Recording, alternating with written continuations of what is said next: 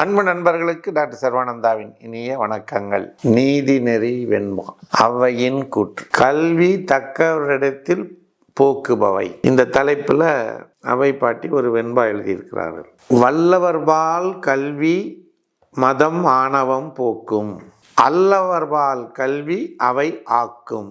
நல்லோரிடத்தில் யோகம் பயில்வார் உயர்ந்தோர், இழிந்தோர் போகம் பயில்வார் பிரிந்து என்று அவை சொல்லுகிறாள். தாய்மையை போற்றுவோம். பெண்கள் அனைவருக்கும் வணக்கம். மாதவிலக்கு காலங்களில் ஏற்படும் வயிற்று வலியை ஒரே ஒரு முறை வர்ம சிகிச்சை செய்து நாம் சரி செய்து கொள்ள முடியும். இந்த வர்ம சிகிச்சையானது நாமக்கல் மாவட்டம் கலெக்டர் அலுவலகம் அருகில் இருக்கக்கூடிய சர்வம் ஹெல்த் கேரில் ஒவ்வொரு சனிக்கிழமையும் காலை 10 மணி முதல் 2 மணி வரை இலவசமாக அந்த சிகிச்சை அளிக்கப்படுகிறது. இதனை பயன்படுத்தி நீங்கள் அனைவரும் அந்த வயிற்றுவலி பிரச்சனையிலிருந்து விடுபட இறைவனை பிரார்த்தித்து நிறைவு செய்கின்றோம். அனைவரும் வாருங்கள், நல்வழி பெறுங்கள். நன்றி, வணக்கம். அதாவது வல்லவர், நல்லவர்கள் கற்கின்ற கல்வி அவரிடத்திலிருந்து மற்றவர்களுக்கு செல்லும் பொழுது அது மற்றவர்களுடைய அறியாமையை, ஆணவத்தை போக்கக்கூடிய வகையிலே இருக்கும். புரியுதுங்களா? ஒரு நல்லவர்கள் அவரிடத்துல போய், சான்றோர்கள் அவரிடத்துல போய் நீங்கள் ஆலோசனை கேட்டிங்கன்னா உங்கள் வாழ்க்கைக்கு நல்ல வழியை காண்பிப்பார்கள். அதுவே அல்லவர், தீயவர்கள், கெட்டவர்களிடத்திலும் கல்வி இருக்கும், படித்திருப்பார்கள்.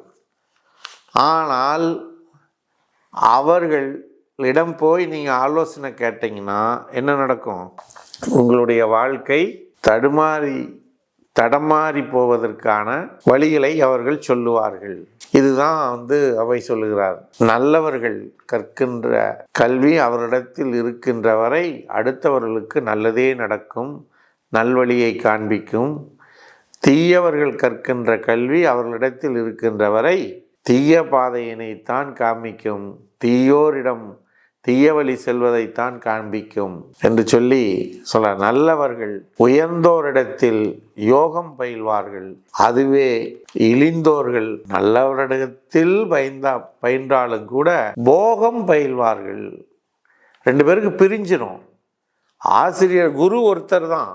நீங்கள் உதாரணத்துக்கு சொல்லணும் என்று சொன்னால், மகாபாரதத்திலே துரோணாச்சாரியார், கிருபாச்சாரியார் இவர்களெல்லாம் ஆச்சாரியர்கள், நல்ல உயர்ந்த நிலையிலே இருக்கக்கூடியவர்கள்.